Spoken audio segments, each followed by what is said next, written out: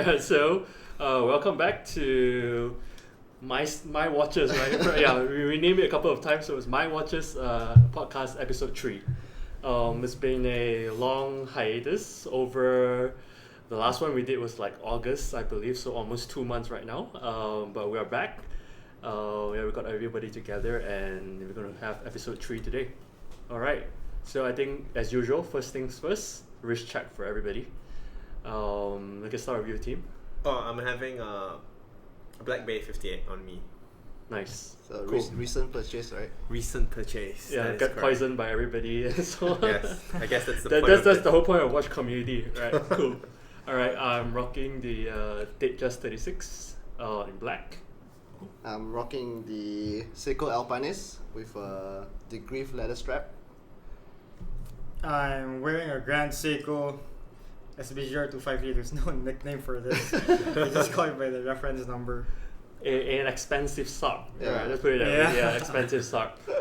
Okay, so today, although we're a little bit late, but we want to talk about the major thing. It's what are your thoughts on the latest Rolex 2020 model, right? Mainly the sub and also the OP, right?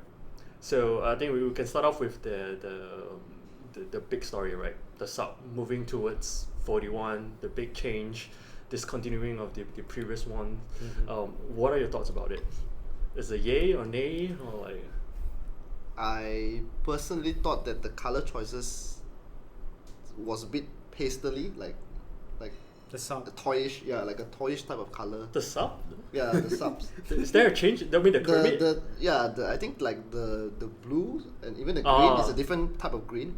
It seems more pastel, like a pastel Fair enough. toy type of color. Okay. Right, and I think that's the same direction that they went with the OPs as well. If you notice, the colors are more pastely. I guess maybe some people like it, but personally, I think that kind of takes away the classiness of it. But when you talk about that, which one do you prefer? You prefer the hook or you prefer the new green? I'm not sure if there's a new nickname for it yet. They call it the Kermit with a C because Yeah. it's ceramic Yeah. Kermit, right? Yeah. So I think I don't know. I haven't seen the new one in person, but judging by the pictures, and I said that I don't really like the whole pastely look, so I would say I would probably prefer the old Hulk color. Okay. And I guess for me, I was kind of disappointed that they increased the case size as well, because I thought that 40 was already the good size for it, and if anything, I was hoping that maybe there's a smaller variation. But then again, if you look at the actual, I haven't seen it in person as well, but looking at the pictures of the actual comparison between the 40 and the 41, it looks a lot more proportionate compared to the 40 with the maxi case and everything. I think That's what I think Yeah. so as well. They reduced the lux size, I think, so at least they did that. Yeah, the log size. They didn't reduce the log size. They increased the log size from Didn't they? 20 to 21. No, the size of the lug. Oh, not the log to log. Oh, yeah. It's slimmer now. Yeah, I mean, the profile is slimmer. the profile. Yeah. That's why probably it looks slimmer on the wrist as well, though the total diameter is 41 mm. Yeah. I think my only problem with this trend now is that like everything else for sure will follow this, right? I mean, eventually all the 40 mm models, I think, will move to You think so? 41. Really? It's gonna. Yeah. You think they're gonna switch Yeah, all I of it think to so. 41? Even the Oyster Starting with the Perpetual sub, 39, Yep. there's They no discontinued, 39. yeah. The next one will be the Explorer probably. Yeah, probably. The Explorer, Oh. if anytime we get it, is to get 39 Explorer right now before it goes 41. Alright. Even then, I think the 39 Explorer is No, is that a makes bit sense. large. They start from the sub Fair and enough. then they extend it to the range of the rest of the range. It started with the Datejust first to 41. Yeah. The Datejust was 41, and then you have Yeah. the sub now, and That then makes the OP. Which we'll get into the OP later, but let's stick to. Because even the sub. Yeah. Air King was already like 41 Mm. mm, right? So probably all the sports models will follow the same. Yeah, trend as well. unfortunately. But I don't know. I will reserve my judgment until I actually see a sub in person. If I can see a sub in Yeah, person. the way If we- I even buy one or something like that. The way we're saying is that we can see one in person. I mean, right? if you look at, no, none of us have seen it obviously, but if you look at the online pictures comparison, the side by side from the old sub and the new sub, I think the most important thing is that the lug to lug is the same, right? For No. both. Like Is it? You mean the length The or the distance from the lug? Lug to the lug. distance from This one, lug to lug, from both okay. lugs. Yeah. Mm. But the Is it the case same? is, I think it is the same. So the variability is actually the same, Yep. but the proportion is slightly larger. So the when What when I I first heard the understand. news, immediately my first reaction was like, no, like stop. Stop increasing the size. It's like for especially for Asian like us Right. with very very small wrists, it's really tough enough to look for watches and so on, right? And then right now they increase the size. But after looking at the pictures, I'll be like, hey, actually it might be better. To me, the proportion of things, it's actually very nicely done. I'm not sure how it is in real life, but at least in the picture, the 40 mm one's a little bit unproportioned, right? The lux looks a lot larger than it should be in comparison to But- the case. Yeah, but arguably that's because of the maxi case though. Yeah. So when I look at the 40 mm, and that's also why I really want a birthday submariner, is that when I look at the old submariners and the really slim case profile and the not so chunky bracelet back then, I think that is the right proportion, at least for me. So I mean, the pre-ceramic. yeah, yeah. Yeah, I think so too. Yeah. Yeah. But right now, I think Rolex like setting up their own trend, right? I mean, Yeah. Rolex never gives what the people want. They make the people want what they think what people should want. Right? The thing should be ideal, right? Yeah. Yeah. So right now, since they increased the 41 mm, the strap, all your straps or accessories should be. You also need to change it to 21 mm. Yeah, 2021 is a It's big. 21 now. Yeah, to me, it's like I never understood where does 21 and 19 come into place. It's like 18, 20, that's it, right? To me, it's like as much as I really want people to stop aligning that. Yeah, with Highway the- Conquest is also 21. Yeah. Right? Oh, man, really. Rolex standard. So now They it's protected yeah. it. So now it's a standard. Back then it was like an odd luck wave. I guess now with Rolex doing it, people are gonna call it a standard. I don't know. Yeah. Yeah. How about what are your thoughts on the Blue Z? Right, the white gold. Right. Yeah. Is that something that you would buy if you had the chance? I think they're following the trend of The blue watch, Pepsi, right? Because remember last time Pepsi only came with White white gold, gold, yeah. yeah, and they released the stainless steel version of the Pepsi, and they changed the white gold dial to blue. So I think they want to make that blue dial exclusively for white gold, and that's how I feel. Yeah. But it's still a different shade of blue than the Datejust blue and the Yeah. And the Okay, middle blue, the right? middle links are polished as well, right? Yep. Yeah, I remember that's something that I would never afford to buy it. Yeah. But I think there's a higher chance for you to buy it than buy a stainless steel. I think it's Sports model. equally as hard, to be honest, at this point in time. Alright. Okay, moving on. Right, you talk about the sub, now we talk about, I think the one that I think there's a lot of, I don't know what you call it, controversial or like a very bold move from Rolex end, but the OP, right? The various assortment of colorful dials. What do you think about What's that? the perpetual? Yeah. They have like the yellow, the Tiffany I blue. can't believe they and everything. discontinued the rhodium though. To me, That was the rhodium 39 and the white The- 39, it's yeah. always something I want. It's just very clean and basic Correct. Rolex watch. It's just nothing more unique. It's just very simple, right? And they discontinue it, and that's something that I really wish they didn't do it. the rhodium yeah. was a good. Oh man. Yeah, the Rhodium one was nice. So I had a choice to either go for a booking for a Datejust or a OP White 39, and then in my mind I was like, I could always get the OP White in any time, right? It was just like only 2 years old and everything. But little did I know, it's discontinued, and the price increased for that. It's like huge surge for that as well. To me personally, I don't know what to say about the colors. I'm not a fan of it. Yeah. Renee is okay with the yellow. I like it. I like It's it. weird. Right? Yeah. Again, going back to my previous statement that I say that it's like a very pastel type of assortment of colors, which I felt was quite a very non-Rolex move, but Yeah, I would say it's not a traditional Rolex design because Rolex like should be boring, right? Should be plain, boring, Yeah. to elegant. watch. But that's what people complain, right? And then now you have this and people complain as well. Say, what the Yeah. fuck are you doing? I think the purists will complain the most. Alright, fair enough. It's like, But I mean, don't this know. is not something new really for Rolex. I mean, last there's a few batches where they released this yellow dial, Mm. as well as other colorful dials, but it's quite limited, so it's not very common. Mhm. I think they just want to bring this trend back with more colors, Mhm. Swatch.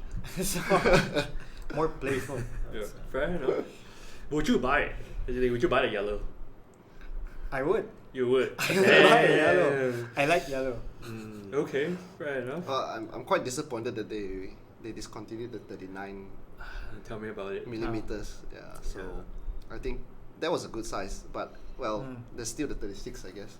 Yeah. Yeah. But is there still a 36 white? I don't think so, right? The white is gone, if I'm not mistaken. Don't think so. No. Yeah, it's like to me, and I don't really like the 36, and I don't really like the 41 as well, because the 369 is double line, the indices is double line, whereas the previous white 39, everything is very very much proportionate even, right? It's all single line. Right. So I was like, I don't know, and they removed the so-called 36 Explorer as well for the OP. The 369. Yeah, the 369 the 369's OP is gone. So there's Yeah. there's no cheap Explorer for you I was, to buy I anymore. was actually considering that one. Man, I don't know. But yeah, it disappointed, or I don't know, approved or what. I guess that's really down to preference. But speaking of Rolex, what are your thoughts about Rolex and how they market watch? Right, I mean, a lot of people hate it. A lot of people disapprove of it. They say that it's artificially inflated in terms of the demand to create the hype and everything. What do you think? You think it's true? Are they actually doing that, or it's just a matter of the demand and supply that's happening right now? I don't know. I mean, I always want to think that the reason why Rolex is doing it is to preserve the quality, right? I don't think I personally think that they don't overproduce or do a mass production of it, though they're already doing mass production. But if they double the production volume, I just think that there will be some sacrifices in quality that will happen. But you can't blame the people, right? Because Rolex are a very well-known brand which is associated with luxury. Even the non-watch people knows this brand, right? So it's just a case of demand more than supply. Yeah. But I personally feel that probably they could. I don't know. In this day and age, my personal view is that probably they could scale up their operation and still maintain the quality. And I find it a bit hard to believe, because this hobby of watches is. I mean, yeah, everyone knows what a Rolex is, but I don't think if you ask a lot of people if they could buy a Rolex for the retail price, those that don't know how scarce it is, they probably wouldn't want to as well. So I don't think. How many watchmakers can you get? You know, there's only like very limited watchmakers out there. But there could be an argument that they control production so that there will be a very healthy aftermarket demand for it, right?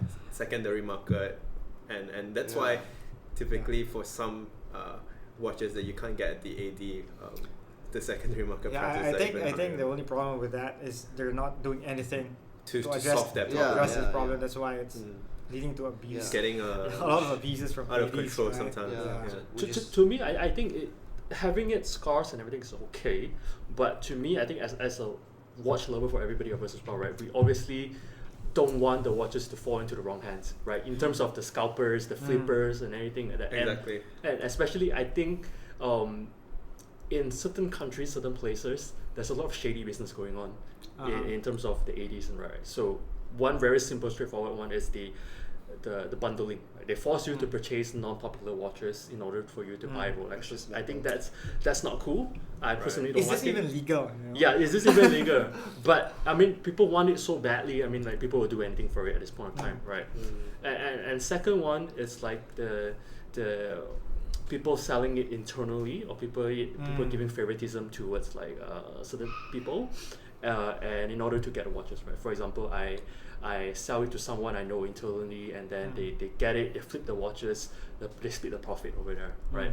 So bulk of the watches are actually flowing through the grey market right now, instead of going to people who actually appreciate the watch and would buy it and never sell it and never flip it, right? So I think that's something that they need to address. However, that being said, it's not an easy problem to solve. I personally don't know how they're going to solve it as well, right? There are cases like I think certain places like UK and so on, when you buy a Rolex, they would hold the warranty card for a year, right? Oh, I didn't know Yeah. So that you can this flip exists. it. Yeah, you can only flip it later, right? You can't flip it After a year. Yeah, so you can't like That's you interesting. need a lot It's of model lockdown period for you. But some people don't agree with that as well. Right. Because some And people say because this is my I purchase, buy it, right? I own it. Why should can I do let whatever you- I want with it. Yeah. Exactly. So there's a lot of argument here and there. Say it's like if I own the watch, I can flip it. I can do whatever the hell I want. But then I don't know. It's a never-ending argument into this particular topic and so on. But personally, I just hope it could be better. I just hope everybody could just walk in like the old days. Yep. Walk into a Rolex. If they want a sub, they can buy a sub. That's it. Yeah. Right. I don't know.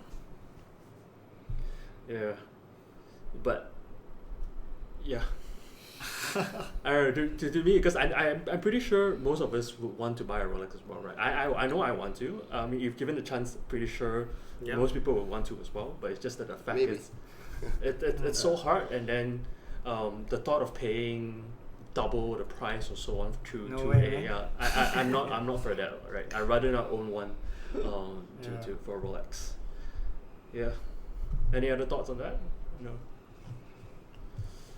I don't know, like people keep talking about like this bubble will burst eventually, right? But they've been talking about this for like so many years already. It's still there, right? So I don't know when it will end. Yeah. I mean, it's not only the watch industry, right? I mean, like the same goes with other popular stuff like shoes and so on. People Yeah, are but like, during this pandemic situation, you would think that all luxury items will, Well, yeah. Nope. at least the market Yeah. demand will fall, right? The rich stay rich, I guess. Yeah. I don't know. I think in this pandemic, people's it's surprising to see that actually people's spending power is still very high. I think there's still people buying a lot of luxury goods. But that's the thing lah. The people who buy luxury goods will still be the people who will continue to buy luxury goods regardless of what situation. Pandemic. Yeah. Fair enough. Okay. Cool. So I just hope one day Rolex will get better. Rolex will get better. Yeah. All right. So speaking of Rolex, they are, I don't know what they call Tudor, a sister company or the Tudor. subsidiary however you call it. What are your thoughts on Tudor? Right. There's a lot of people that are saying that Tudor is only for people who can't afford Rolexes. Tudor That is like partially a true. cheaper. So what are your thoughts on that? I think Tudor has its own heritage and history behind it, right? If I'm not mistaken, it used to be issued to military back in the days. Was it? I think. Yeah, but it's like the little brother of Rolex. Yeah, I mean, historically, like every time there's a Rolex release, there's also a Tudor release, which is exactly the same brand, the same model, right? Like a The Rolex Tudor Submariner, Tudor Submariner, Correct. which is just like a slightly lower quality with a cheaper movement, which is mostly ETA at the time. But I think recently Tudor has began changing the perspective, trying to change how people see it. I as think a big silver band. and I think their design cues are quite unique to the brand Tudor itself as well, like the snowflake hand Agreed. and all that. Yeah. So it's not like it's just It's its a own cheaper identity. version of a watch, even though maybe it started off as a means for people to get it and for cheaper, but at least they still had its own unique design. And I think at the end of the day, it's not just a cheaper option. So I think it's a good option for people to go with. And I personally thought that when I looked at the old Tudor Submariners, I thought it looks pretty nice as well. It's not just like a copy of the Rolex Submariner, right? I think for example the bezel is a lot more toothy. It looks more toolistic in a way, and I thought that was really nice. Yeah, to me, the blue the Tudor blue, sub with the rose logo. To me, that's one of the watch I want to own. Yeah, exactly. For sure. It's very beautiful. To me, I don't know. It's different, right? To me, it's like there's a watch for every purpose. There's a watch for every occasion, and so on. I think the same goes with Rolexes and Tudors as well. Doesn't mean that you own a Rolex, you are like Tudors. It's not good enough for you. It's not right. I mean, if you want like a potentially even like a Rolex for luxury occasion, and then you want a beater, you can have like a Tudor for it. So, I don't know, like for whatever occasion or whatever purpose that is, it's served different purposes, right? And as you mentioned as well, that Tudor has been branching out to having like their own unique watches and so on, like the 58. That's pretty. Although it's somewhat like a still sub-inspired one, and then but the super unique one is the P01. P01. Yeah, like it or hate it. That's but yeah. it's taking its own design. Yeah. cues. Yeah, but I would say the quality of Tudor is up there. It is. Although it's not as good as Rolex, but I don't think like It's, Rolex can justify 3 times the price. Yep. Like maybe if they compare the sub, just basing on the quality Yeah. alone. the movement really. Especially with their own in-house movements now as well. Yes, exactly. Yeah. Right. Yeah. All right. So with that being said, like you compare with Rolex, you compare with Tudor as well. Why don't you compare with Rolex and some other brands that is a lot easier acquirable, say Omega, right? It's Omega, just a subpar watch to Rolex, because they're so easily acquirable. You can walk into a place, you get a Speedmaster, you get a Seamaster easily. What are your thoughts on that? I definitely disagree. I think it's kind of just different marketing strategies that's employed, and also the disparities in demand. Clearly, Rolex is a stronger brand. It's much more desired. It's much more aspirational because Rolex is always associated with success, always associated with luxury, and it's more of a demand versus supply thing. There's much more demand for Rolex watches, and perhaps because of the scarcity thing as well. That's why there's always a waiting list at your ADs for Rolex. There's not even waiting list anymore, man. Yeah, they tell you there's no more waiting list. There's only interest list. You can put your name in there. It's getting worse, in fact. And say that alright, if we feel like we'll call you, and it's alright. So yeah. I think if you compare Omega with like Rolex, let's say a Submariner with a Seamaster, I think value wise the Omega is still, I mean at least in my point of view, the value is still way better than, if you get a Rolex. Yes, the Rolex is better, but does it just justify paying 2 times or even 3 times the price and waiting for it? I guess most of the time the answer will be no.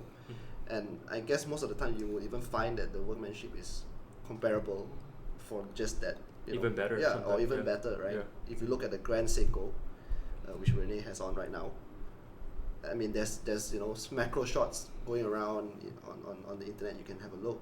You can see that the finishing on the Grand Seiko, they call it the Zaratsu finishing. It's way more cleaner and crisper than the Rolex, right? And probably even comparable to a Patek. Huh? Yeah, so it's Patek though. Patek was a different story. I would know some people who would argue. So I mean, point being that there are brands that have different focus, right? Rolex is like what Tim has mentioned. They focus on their imaging, associated success, and then we have like the Grand Seiko, who is like dedicated towards just producing something that is up to that standard of what they deem as the perfection, right? They crave to get that perfection state. So I think that I personally think I agree with you. Like Omega, for the value that you're getting and the amount you pay for, like the technology is there. They try to keep on innovating things, but I think the only problem with them is they're releasing too much limited edition versions of Omega. Things that how many limited edition Speedmasters can you have and Seamasters, right? And I think they just have too many variations. You go to the Omega site, there's Yeah. Every one of them still sells though. Every one of them still fetches a Yeah. super high reselling price though. Yeah, but I guess at the end of the day, you still have that, you know, Speedmaster Professional. Yeah, That you still the classic ones. Yeah, the classic one is still going to be there. But I It won't personally think go they out of have too style. much selection. So there's too many to choose from. I don't know. I have a differing viewpoint. I think that maybe is what makes it stand apart from like a Rolex. Like they're comfortable with having fun with the brand. Like there's the Snoopy version of it. That's the Ultraman one, which was actually really cool. Yeah. And then there's always the James Bond tribute watches.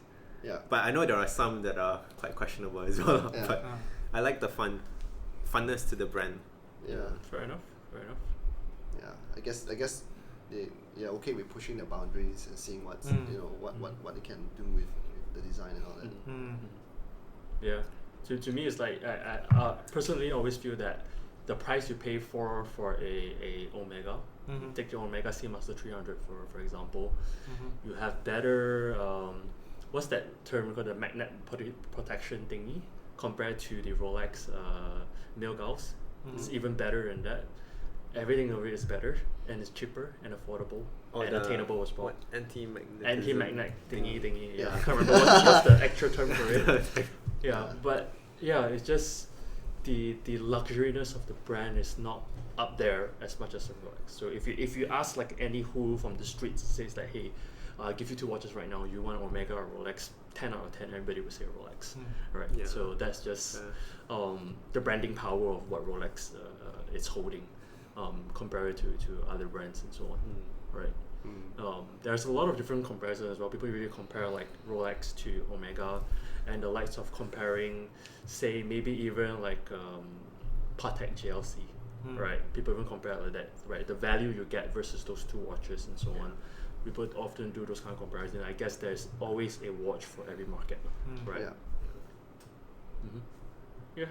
So on that, right? So what are your thoughts on watch as an investment? Do you see it as an investment, or as a watch enthusiast, you are extremely against people flipping watches and they should not sell it as a profit, or like basically what are your thoughts on it?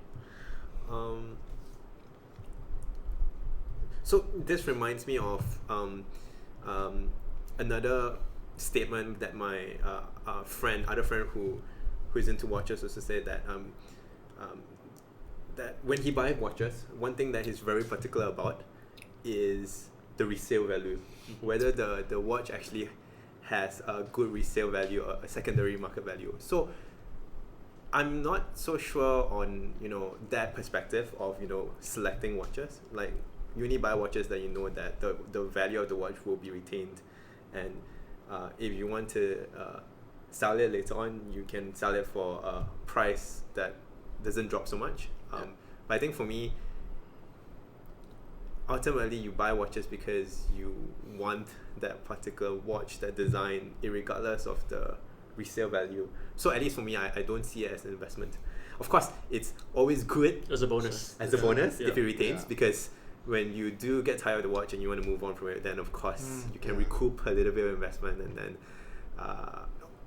let's not call it investment, and recoup a little bit, Reduce your losses. reduce the losses, and can use that money to buy another watch, to find a watch. So yeah, I definitely don't think it's an investment. Yeah, I guess if you want to call it investment, it's more of a sentimental investment, right? Yeah, To fair. like what I you say. like that word.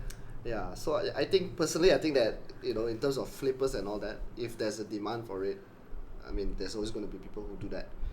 And I think personally, coming like for myself, if you want to flip stuff like that, there's also a lot of work that goes into it, right? Don't get me wrong, and I'm sure, even if they flip it, they have to do a lot of work. They have to do research. They need to know, like back then I was really into sneakers, and and part of that hobby back then was that I had to flip a lot of shoes, because I would buy them, some maybe I don't like, and then I have to sell them. Least once. Or if I use it once or twice and I sell them, some you still earn a bit of money. But the thing is that it does involve a lot of effort that goes into it, and I guess back then, of course, it's a hobby of mine, and if I enjoyed it, then to me it was something that I like to do, and I got money out of it and enjoyment out of it, right? But so on the flip side, if someone is doing something like that, purely for the sake of earning a quick buck, then I would say maybe I would question that, and also it's probably better use of your time to go and earn money elsewhere.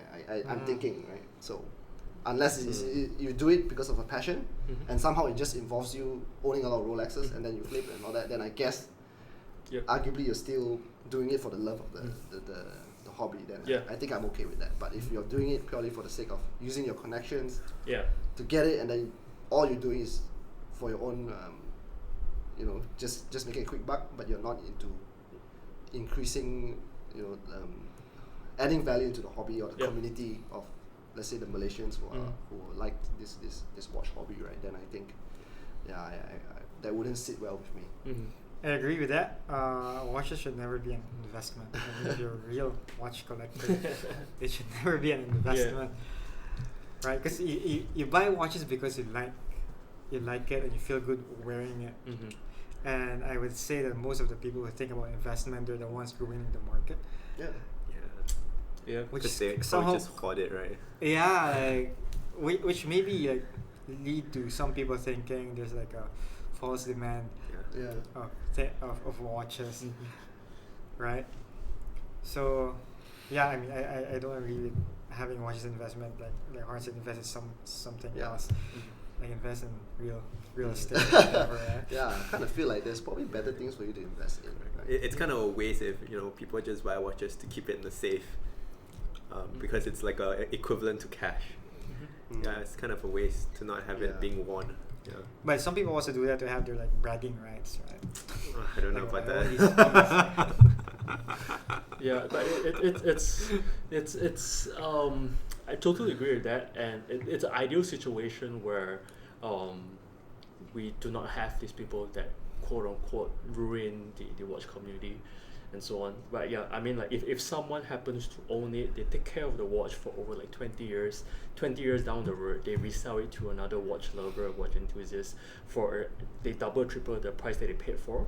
I mean, it's well deserved, right? I mean, it's a watch lover to another watch lover, and you maintain the watch, you took care of it, and so on, and it just happens to be value at that point of time. So I think that's totally fine. But in terms of people purely just buying it to flip it and do not give a damn about watches, unfortunately the problem will not go away.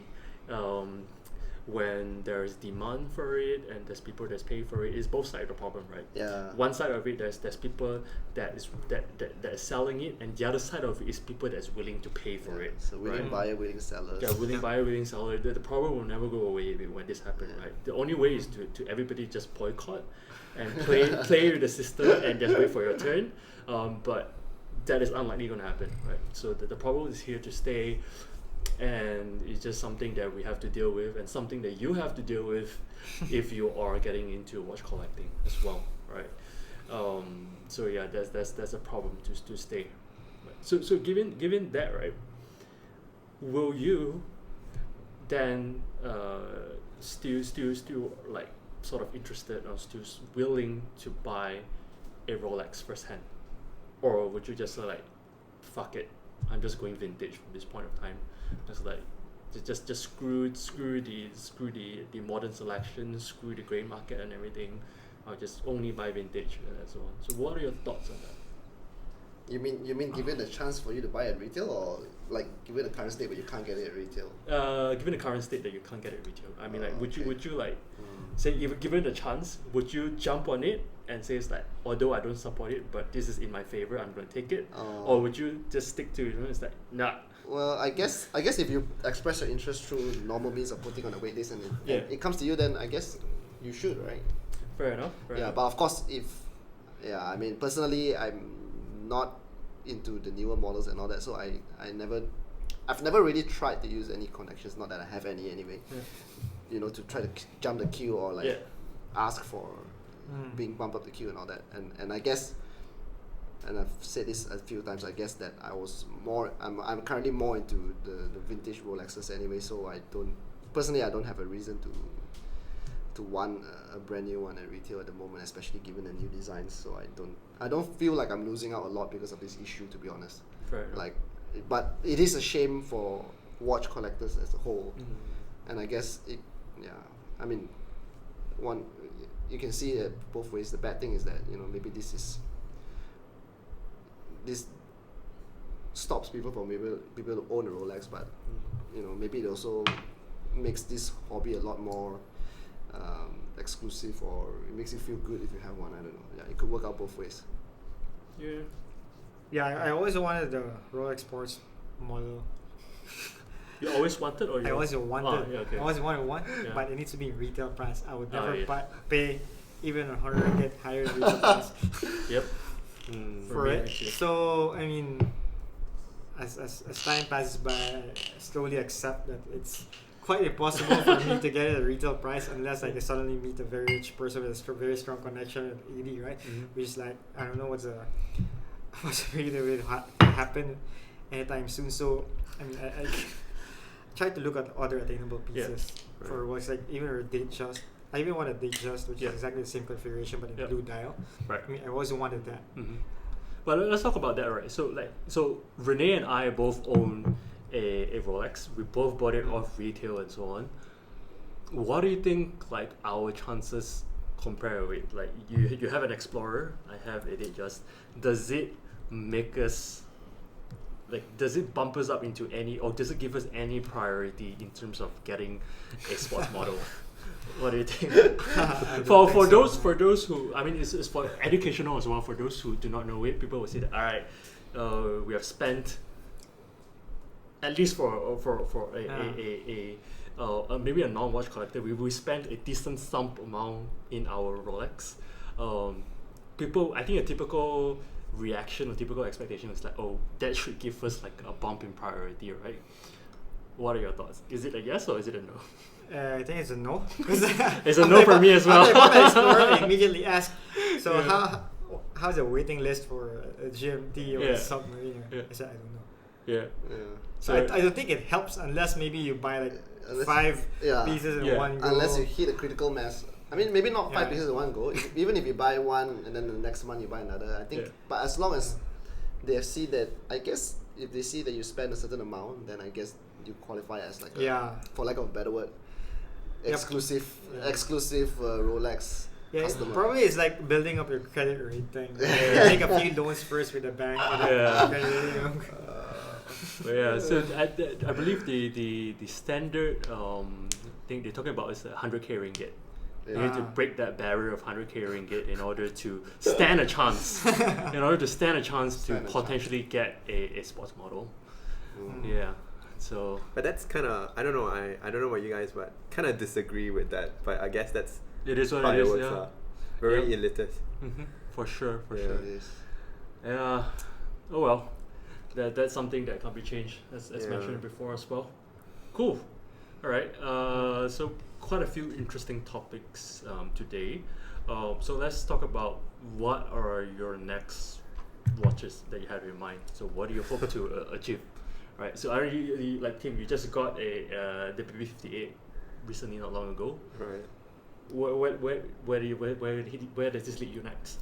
Huh? I think I don't know about you guys, but with me, there's just too many next watches. Like when I discovered there is a new piece that I've never that I didn't realize before, and when I see it, it looks quite good. I feel like that's my next piece. What is it? So right now. So taking a step back, right? After I got this, there was the next piece that I had in mind, and I think I told you guys was the Grand Seiko Skyflick. So that was something that I was looking at. But then along the way, I kind of got distracted by the new Seamaster, or rather the blue Seamaster 300M.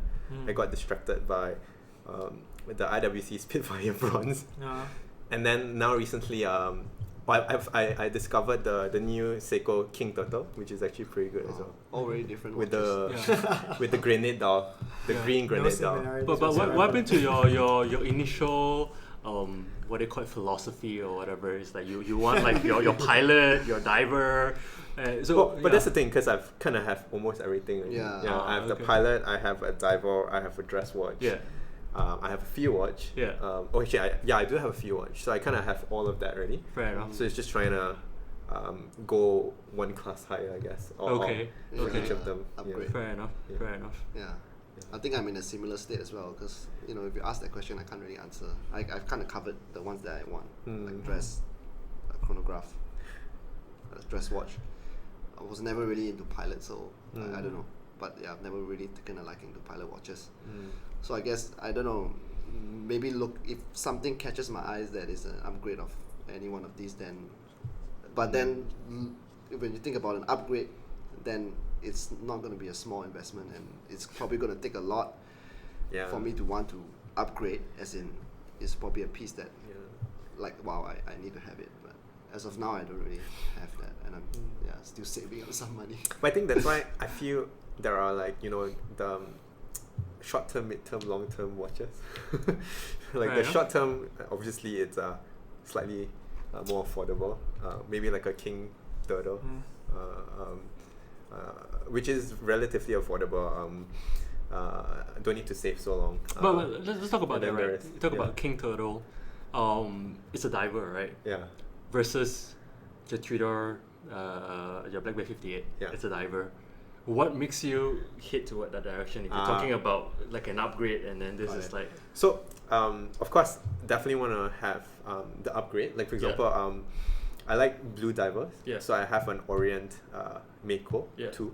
And I'm looking at the Seamaster 300M Yeah. because it's another blue on blue dive watch. But at the same time, I'm also kind of, for me, collecting watches with different colored dials. fair enough. So I have blues, I have Rolex. blacks, I have gilt dials. I want a green dial. Green Dial. Yeah.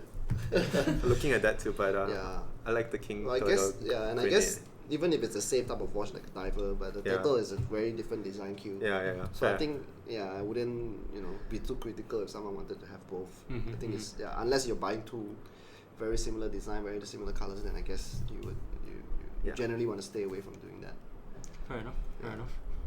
I think for myself, so I typically, I would say try my very best to get one a year.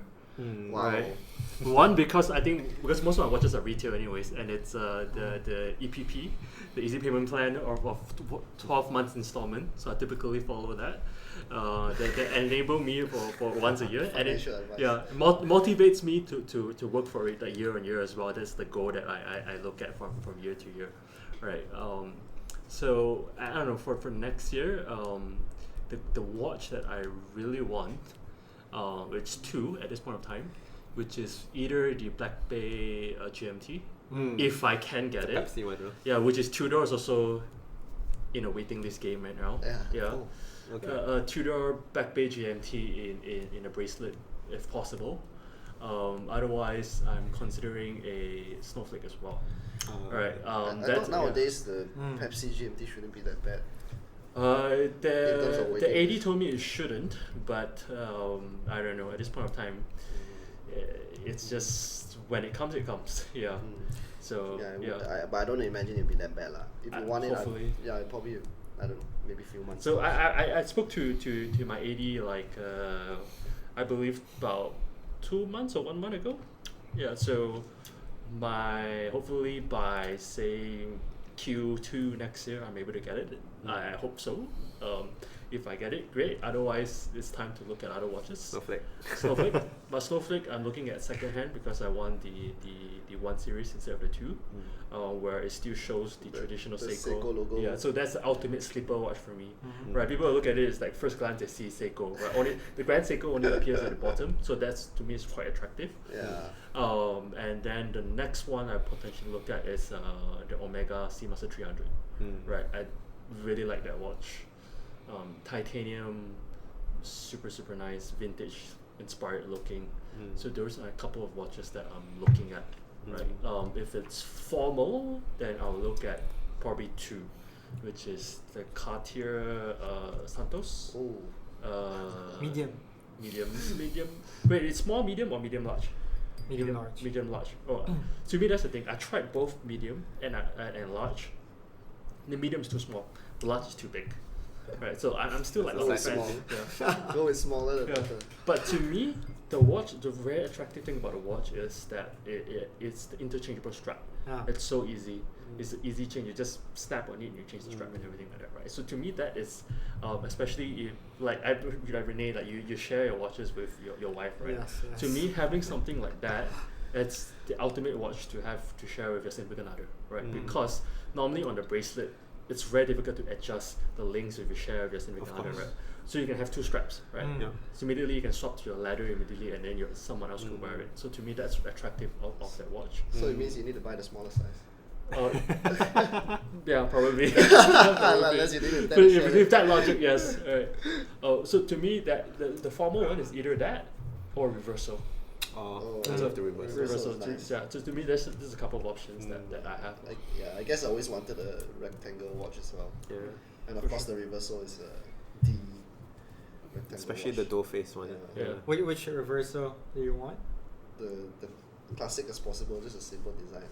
You want to make the reversal? I want it's the Plain. the plain one. Right? Yeah, the So like I the can toothpaste. engrave something at the back. Yeah, yeah. I don't really need the The night toothpaste and is day super one. expensive. Yeah. Yeah. I don't Just a traditional reversal. I like the two-face one. The price is nice. so. It's like the price of $2. Yeah. No, one price for $2. So. No, the price is almost the Yeah, now. it's- Yeah, it's almost. It's inflated to account for $2. Yeah. Yep. Yeah, for me, I actually don't know. Currently, I'm happy with what I have Wow. right Endgame, now. endgame. But my end game piece will always be an AP Royal Oak. Alright, you mentioned. God. Which is quite impossible to get at retail as well. Yep. But I won't. I'll stick to my principles. I wouldn't pay more than retail. So I'm Fair not enough. even sure if I'll be able to get it Fair enough. in the future, In your lifetime. in my lifetime. So I always want this like Janta design, which is basically the first integrated bracelet design.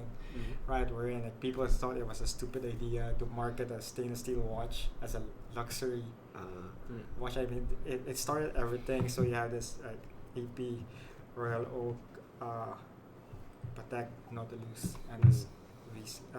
Forgot what was the VC one. So I want any one of those, but I think the most attainable is the Vacheron, but I think it's too big for me. So For the I'm- overseas? yeah, I think it's overseas. Really, it's too big? It's 41 or 42.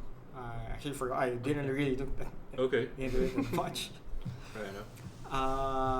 Yeah, so actually don't know. So you're at the end game already. Okay. Yeah. That's good. Congratulations. Yeah, but of course, I still get distracted if I see like good deals in the web, right? Like, for example, the Snowflake, which I sent to you. I was so tempted, but I'm asking myself, do I really need it? You don't want a Batman anymore?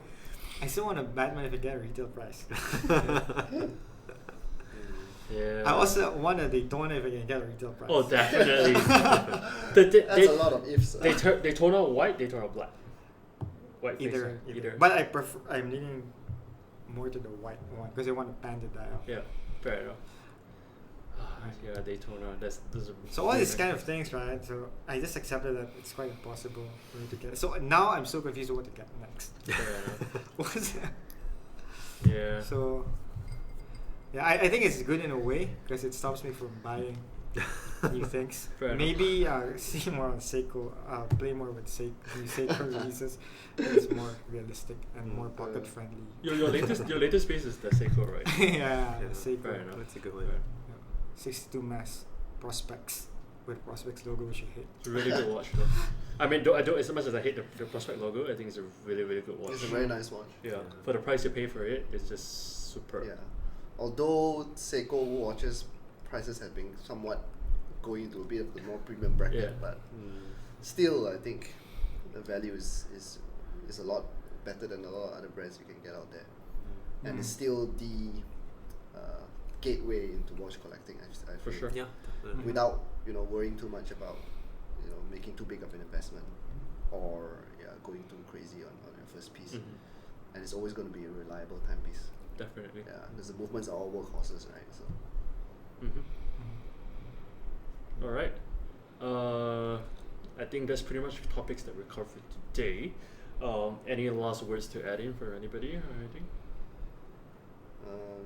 Well, I don't know. I mean, well, the whole COVID situation is pretty crazy, so stay safe, everyone, I guess. yeah, Yep. for sure. That's true. All right, I guess that concludes the episode 3 for My Watches podcast, and hopefully episode 4 will not take too long. We'll try to coordinate everybody's schedule and to have episode 4 as fast as possible. And if you have, as usual, if you have questions for us and everything, just leave a comment or just message us one way or another, and then we'll talk about it in episode 4. Yeah. All right, Yeah. cool. All right. Yeah. Thanks everyone. Thank you. Thank you. Bye. Yeah.